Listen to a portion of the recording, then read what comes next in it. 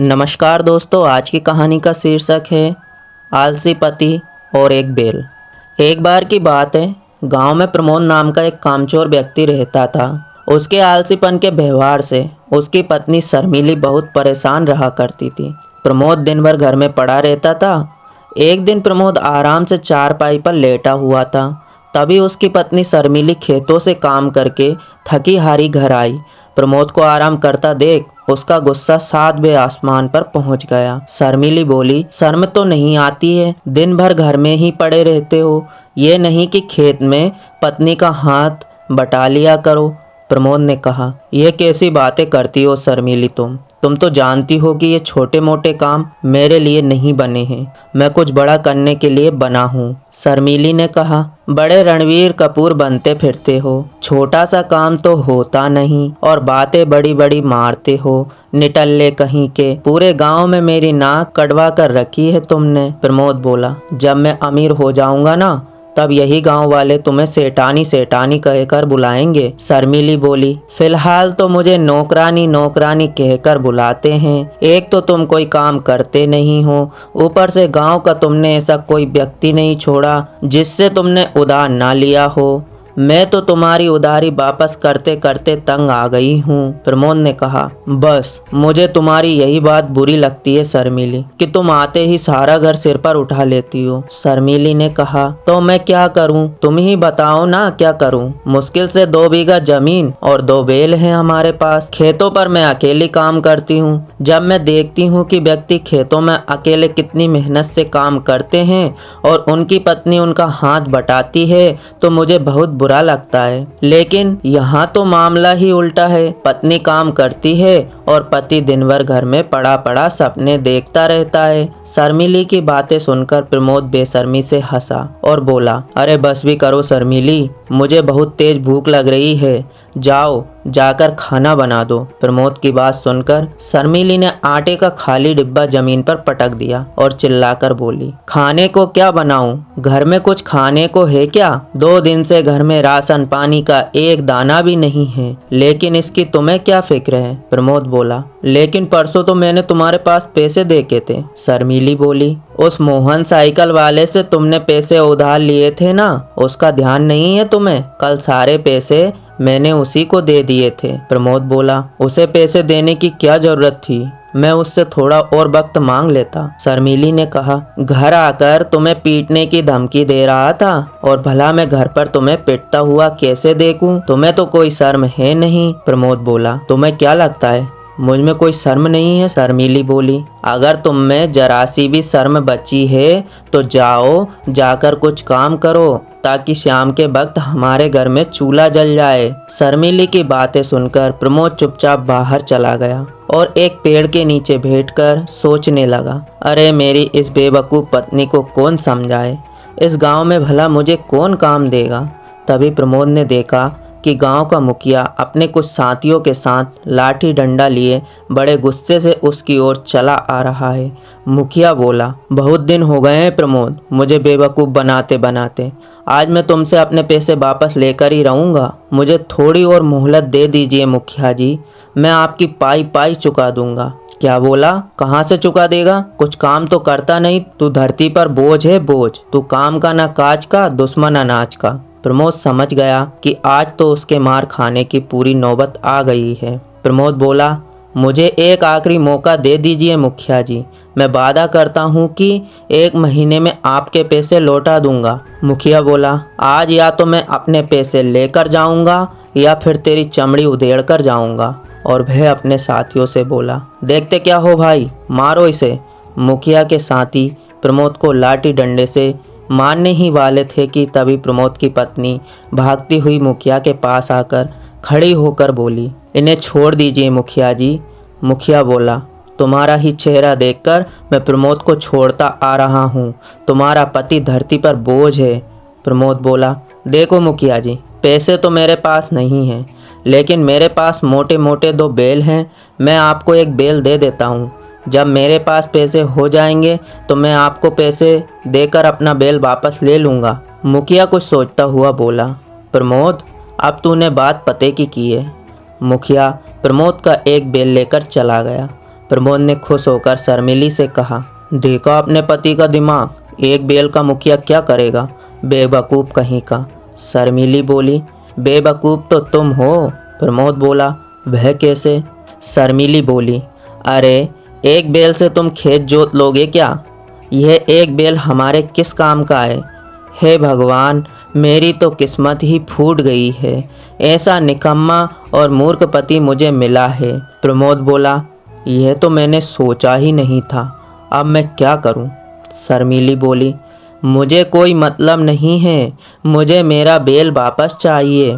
फिर प्रमोद अपने खेत में गया और एक पेड़ के नीचे बैठकर अपने निठल्लेपन पर अफसोस करने लगा कि तभी उसके कानों में एक आवाज़ सुनाई दी। प्रमोद ने देखा, सामने एक साधु बाबा खड़े थे जिनका चेहरा तेज चमक रहा था।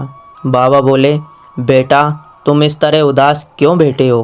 प्रमोद बोला, बाबा मेरा बात करने का बिल्कुल भी मूड नहीं है, वैसे भी मैं बहुत ज़्यादा परेशान हूँ।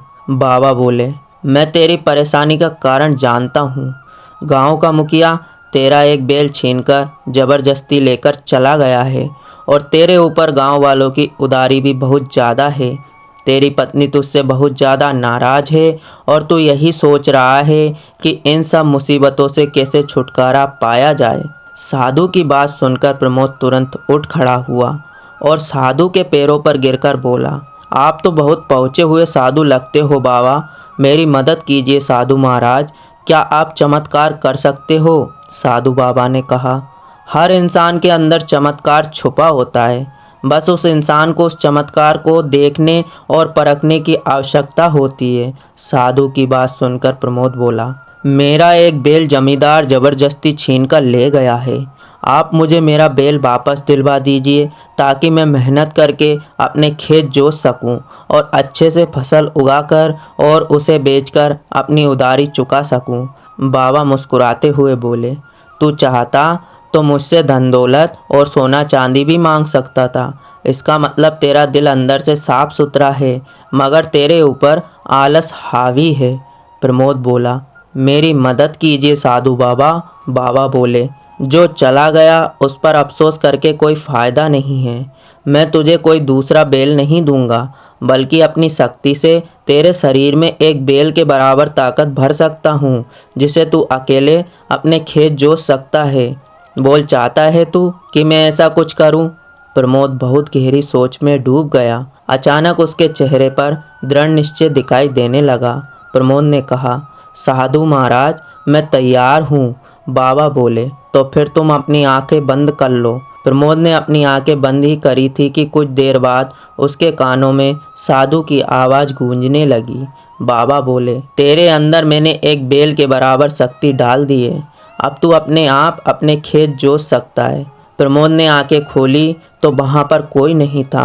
प्रमोद दौड़ा दौड़ा अपनी पत्नी के पास गया और उसे सारी घटना बता दी। शर्मिली बोली, अरे तुमने ज़रूर कोई सपना देखा होगा, इतनी मुसीबत में भी तुम्हारे सपने ख़त्म नहीं हो रहे हैं। प्रमोद बोला, मैं सच कह रहा हूँ शर्मिली, सपना नहीं था। शर्मिली ने कहा, अगर ऐसी बात है तो फिर हमारे एक बेल का जोड़ीदार तुम बनोगे। देखते हैं कितनी शक्ति डाली है उस साधु ने तुम्हारे अंदर। अगले दिन एक बेल के साथ प्रमोद अपने खेत जोतने लगा। प्रमोद को अपनी असीम शक्ति का अनुभव हो रहा था। प्रमोद के अंदर इतनी ताकत देखकर शर्मिली की आंखें फटी की फटी रह गई। कुछ ही दिनों में सारे गांव में ये चर्चा फैल गई कि प्रमोद के अंदर एक बेल के बराबर ताकत आ गई है। ये खबर उड़ते उड़ते मुखिया के कानों तक भी पहुंच गई। मुखिया अपने साथियों की ओर देखते हुए बोला कि प्रमोद के अंदर एक बेल के बराबर ताकत आ गई है। फिर मुखिया का एक साथी बोला, मुखिया जी, मैंने अपनी आंखों से देखा है कि प्रमोद एक बेल की जगह स्वयं काम कर रहा है। मेरी तो आंखें फटी की फटी रह गई। मुखिया बोला, अगर ऐसा ही हाल रहा तो फिर वह तो अपने खेतों में बहुत जल्द फसल उगा लेगा और मेरे पैसे लौटाकर अपना बेल वापस ले जाएगा। जबकि मैं सोच रहा था कि कुछ दिनों बाद उसका दूसरा बेल भी उठाने वाला हूँ। उसने तो मेरी सारी योजना पर पानी फेर दिया। मुखिया बोला, जाओ प्रमोद के घर जाओ और पीट पीट कर उसकी बुरी हालत कर दो। मुखिया की बात सुनकर मुखिया के सभी साथी सहम गए और उनके माथे पर पसीना आने लगा। मुखिया का एक साथी डरते हुए बोला, मुखिया जी, प्रमोद के अंदर एक बेल के बराबर शक्ति है। अंदाज़ा लगाइए, अगर हम में से कोई भी उसे पीटने के लिए गया तो वह उसका एक मुक्का भी बर्दाश्त नहीं कर सकेगा। फिर मुखिया का दूसरा साथी बोला, मेरी मानो मुखिया जी, तो आप भी प्रमोद को पीटने का सपना छोड़ दीजिए। प्रमोद अब पहले वाला प्रमोद नहीं रहा। अपने साथियों की बात सुनकर मुखिया चुप हो गया। सच तो ये था कि मुखिया भी अंदर से घबरा चुका था।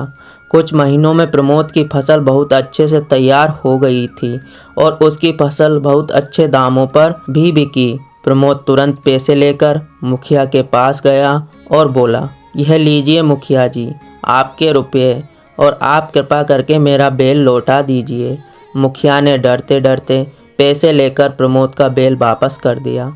प्रमोद के घर पर खुशहाली आ गई थी। धीरे धीरे प्रमोद सारे गांव वालों की उधारी चुकाने लगा था, लेकिन प्रमोद दिन भर खेतों में बैलों के साथ काम करता रहता और उसकी पत्नी उसके काम से परेशान हो गई और बोली, अब बस भी कीजिए, थोड़ा आराम तो कर लीजिए। तब प्रमोद ने कहा, मेरे अंदर असीम शक्ति है, मैं नहीं रोक सकता। उसकी पत्नी बोली, फसल तो कट चुकी है, बीज अभी बुबे नहीं हैं, खाली ज़मीन पर हल क्यों चला रहे हो? प्रमोद ने कहा, कोई बात नहीं, मैं दूसरे खेत में जाकर हल चला लूँगा। शर्मीली अपने आप से बोलती है, हे भगवान, यह तो अब रुक ही नहीं रहे हैं, ऐसे तो इनकी हालत ख़राब हो जाएगी। शर्मीली एक दिन उस पेड़ के नीचे उदास बैठी थी कि तभी वो साधु बाबा वहाँ फिर से प्रकट हो गए। बाबा ने कहा, क्या हुआ बेटी, क्यों उदास बैठी हो? वह उनके सामने हाथ जोड़कर बोली, मेरे पति को एक चमत्कारी साधु ने बेल के बराबर शक्ति दी थी, मगर अब वो रुकने का नाम ही नहीं ले रहे, लगातार काम करते जा रहे हैं। शर्मीली की बात सुनकर साधु मुस्कुराने लगे, फिर बोले, मैं वह साधु हूँ जिसने तुम्हारे पति को एक बेल के बराबर शक्ति दी थी। लगता है मैंने उसे एक बेल की जगह 2 बेल की शक्ति दे दी है। शर्मीली बोली, कुछ कीजिए ना साधु महाराज, ऐसे तो मेरी हालत ही खराब होती जा रही है। मैं खाना बनाते बनाते तंग आ गई हूँ, पूरे 10 आदमियों का खाना एक बारी में खा रहे हैं। बाबा ने कहा, जैसी तुम्हारी इच्छा बेटी। इतना बोलकर साधु ने चुटकी बजाई और वहाँ से चले गए। इसके बाद प्रमोद फिर से सामान्य हो गया, लेकिन अब वह मेहनती बन चुका था। और फिर प्रमोद बोला, अरे मुझे थकावट सी महसूस हो रही है, थोड़ा आराम किया जाए। ए शर्मीली, सुन जरा, पानी ले आ इधर। शर्मीली ने पानी पिलाया और फिर बोली, अब आप कैसा महसूस कर रहे हो? प्रमोद बोला, अब तो हर साल अच्छी फसल उगानी है, चलो पहले घर जाकर कुछ आराम कर लेता हूँ। फिर वह घर जाकर आराम करता है। अब प्रमोद आलसी नहीं रहा, बल्कि मेहनती बन गया था।